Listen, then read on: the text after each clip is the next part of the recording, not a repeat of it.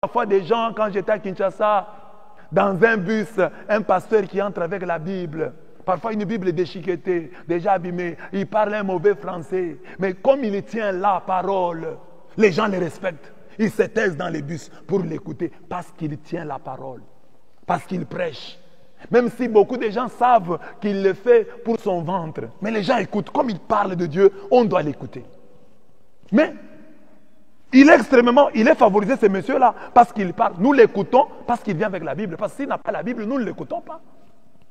Mais Marie, comblée de grâce, témoins de Jéhovah disent, extrêmement favorisé. Tu nies la grâce de Marie. Tu dis que Marie est comme toi.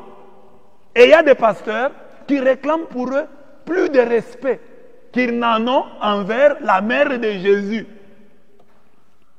que Dieu a extrêmement favorisé. Ne touchez pas à mes ouins. Moi je suis un ouin. Je suis un homme de Dieu. Vous blaguez avec les hommes de Dieu. Toi tu es homme de Dieu. Plus que Marie. La Bible dit qu'elle est extrêmement favorisée. Marie est dans la Bible. Toi tu es dans la Bible. Marie parle dans la Bible. Toi tu parles dans la Bible. On parle explicitement de Marie dans la Bible. On parle de toi. Tu n'es ni dans la Bible ni dans le dictionnaire, mais tu fais beaucoup de bruit pour rien. Impoli spirituel que tu es un impoli. C'est de l'impolitesse spirituelle. Extrêmement favorisée. Cette femme, le Dieu que nous avons, il est entré dans son ventre. Si tu crois que Jésus est Dieu, Marie est extrêmement favorisée parce qu'une personne humaine a pu porter Dieu dans son ventre. Dieu a grandi dans son ventre. Jésus est-il Dieu, oui ou non? Il est Dieu. Quand est-ce qu'il est devenu Dieu? Oui, dès la conception. Il est Dieu, il est Dieu. Depuis qu'il est là, il est Dieu. Il est Dieu de toute éternité. Quand il est dans Marie, il est Dieu. Mais un Dieu fait homme. Mais un Dieu, totalement Dieu, 100% Dieu, 100% homme. C'est ainsi que les mages, à sa naissance, viennent l'adorer. On n'adore que Dieu.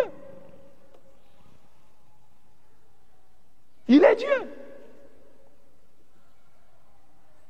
Et Marie a porté Dieu dans son ventre.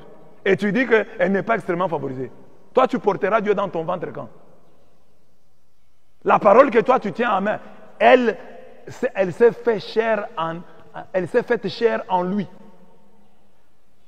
En elle plutôt. En elle, la parole s'est faite chair. En Marie. Elle a mis Dieu au monde. Elle est allée à la maternité, s'il faut parler ainsi. Et il fallait que Marie pousse. C'est son souffle qui a fait sortir Dieu. Nous tous, nous avons la vie grâce au souffle de Dieu. Mais ce jour-là, Dieu a eu besoin du souffle de Marie. Il fallait que Marie puisse souffler pour que Jésus sorte et que toi tu l'appelles l'homme de Galilée, Jésus-Christ de Nazareth. Dieu a dépendu, il a accepté de dépendre totalement d'une femme, du souffle d'une femme. Et cette femme-là, c'est Marie. Et tu dis, elle n'est pas extrêmement favorisée. Et toi, tu les dépasses parce que tu prêches la parole, parce que tu tiens la Bible, parce que tu as une assemblée. Et tu te moques de Marie, et tu te joues de Marie. Qu'est-ce que la Bible a dit sur Abraham? Je bénirai celui qui te bénira. Je maudirai celui qui te maudira. Et toi, tu maudis Marie et tu es à l'aise. Dans la Bible, j'ai dit, c'est une grande injustice dans le monde des chrétiens. Vous n'entendrez pas les chrétiens parler en mal de Samson, parler en mal de David, mais les chrétiens parlent en mal de Marie. Est-ce que vous avez entendu un chrétien dire, David c'est une enveloppe? Mais facilement les chrétiens disent, Marie c'est une enveloppe. Et il va mettre Dieu au monde. Quand elle pousse son souffle, Dieu sort. Et Dieu pleure. Dieu a pleuré dans les bras de Marie. Dieu a réclamé le sein de Marie. Dieu qui ne dort pas s'est endormi dans les bras de Marie. Dieu a été lavé par Marie. Marie a appris à Dieu comment marcher. Marie a appris à Dieu comment parler.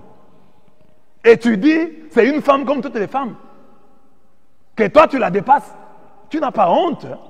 Et les gens qui t'écoutent, vous tous, vous êtes une assemblée de démoniaques.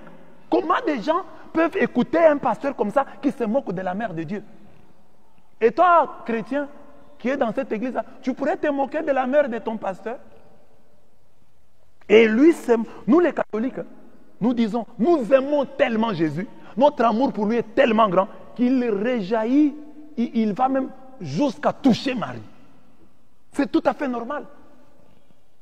Dans la vie de chaque jour, si tu aimes quelqu'un, tu vas aimer ses frères, tu vas aimer ses soeurs, tu vas aimer sa mère, tu vas aimer son père.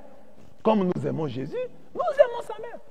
Et nous disons qu'elle est extrêmement favorisée. Elle est comblée de grâce parce que concevoir, avoir Dieu. Les branhamistes respectent Branham